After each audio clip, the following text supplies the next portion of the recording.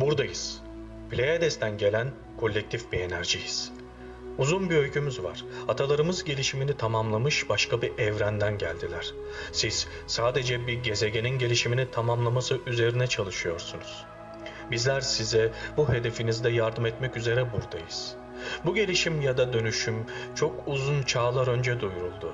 Önemli bir çağda yaşıyoruz. Dünyada olanlar bütün evreni etkileyecek.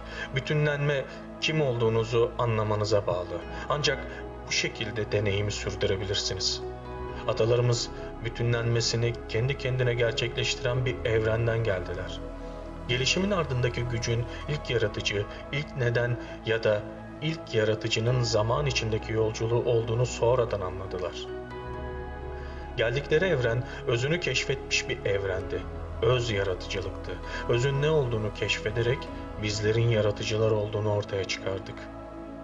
Atalarımızın ilk yaratıcıya dönerek bu titreşim içinde var olma ya da tamamlanan her gelişimden sonra olduğu gibi yola devam etme seçeneği vardı. Sizin günü gelip de bütünlenme sürecine hazır olacağınızı gördükleri için bu evrene elçi olarak gelmeyi seçtiler. Pile'ye geldiler. Çünkü bu yıldız sistemi günün birinde en zor zamanınızda ilk yaratıcı ile yeniden ilişki kurmaya hazır olacağınız kriz döneminde size yardım edebilecek durumda olacaktı. Atalarımız dünyanın özgün planlamacıları, dünyalar ve uygarlıkların tohumlarını yaratıcılık ve sevgiyle atan orkestra şefleri arasında yer alıyordu. Orkestra şeflerinin orkestrayı severek yönetmesi gibi nitelikleri, dolayısıyla atalarımız da dünyaları birbirine uyumlu hale getirmeyi seviyordu.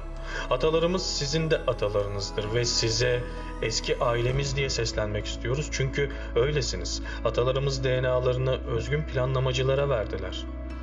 Bu DNA insan ırkının DNA'sının bir parçası oldu.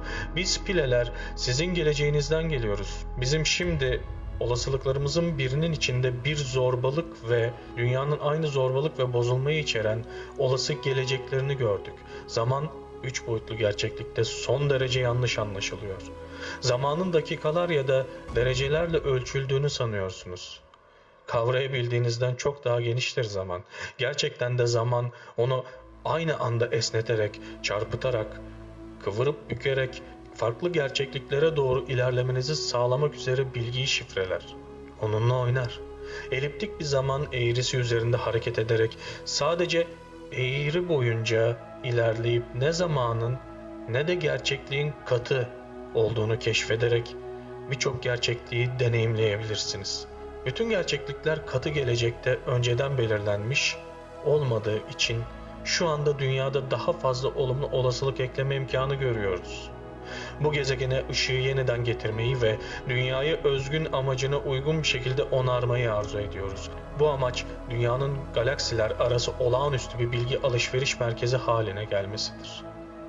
Böylece zamanın belli bir bölümünde çekirdek ya da tohum olarak adlandırdığımız bir yere değişim getirmek üzere geri geldik. Bu değişim sadece dünyayı etkilemeyecek. Sizin geleceğinizi, bizim şimdiki zamanımızı ve bütün evreni de etkileyecek. Büyük bir haber bu. Siz dünyaya evrimin yakın olduğu bir yer ve zamanda geldiniz. Sizin de katılacağınız belirleyici bir aşama gerçekleşmek üzere.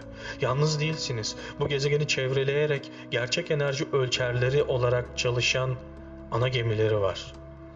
Sizinle çağlar boyunca birlikte çalışmış olan eski ve yaşlı yıldız sistemlerinden yeryüzüne gelen ışınlar var. Bilgi ışınları gezegenin üzerine gönderiliyor.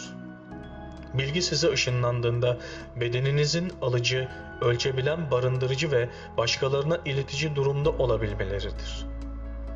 Pek çoğunuz bu ana gemilerde istediğinizde zengin bir bilgi kaynağına ayarlayabileceğiniz kendi radyo istasyonlarınıza sahipmişsiniz gibi telepatik iletişim kurabileceksiniz. Bu süper bilincin varlığınızın en yüksek yönünün evrimi. Süper bilince dönüşmekte korkmanıza gerek yok. Çünkü siz zaten osunuz. Sadece hatırlamanız gerekiyor. Dünyayı çevreleyen perdeler kaldırıldığından bu yana dış kozmostan gelen bu enerjiye durmaksızın ışınlanmaktasınız. Siz onunla yaşamaya alıştıkça yoğunluğu ve yayılımı sürekli olarak da artıyor. Şimdi öyle bir hıza evrimleşmektesiniz ki bu 10 yılın her bir yılı geçen 100 yılın 10 ya da daha fazla yılına karşılık geliyor. Anılar ve başka birçok şeyin akımına uğrayacaksınız. Pek çoğunuz gemilerle Güneş sisteminin çeşitli bölgelerine doğru yolculuğa çıkacak. Işık çağına geldiğinizde varlığından habersiz olduğunuz dünyaların kapıları açılacak önünüze. Tunç çağı, demir çağı, sanayi, bilgi çağı gibi çağlardan geçtiniz. Bu çağlar tohum ekme, dikme, yetiştirme ve yaşam gizli güçlerini üçüncü boyuta getirme ile ilgiliydi. Üçüncü boyutun yoğunluğu azalarak bedenin şimdiki gibi katı durumda olmayacağı daha yüksek boyutlara geçebilmenizi olanaklı kılacak. Boyutsal bir değişiklik gerçekleşmek üzere. Buraya geldiniz çünkü evrim sürecinde ustalaşmak ve onunla birlikte yaşayabilecek halde olmayı istediniz. Birçok gerçeklikte birden yaşayabilmeniz anlamına geleceğinden çok heyecan verici olacak bu. Sizin derinliklerinizde bütün yanıtlar gizli.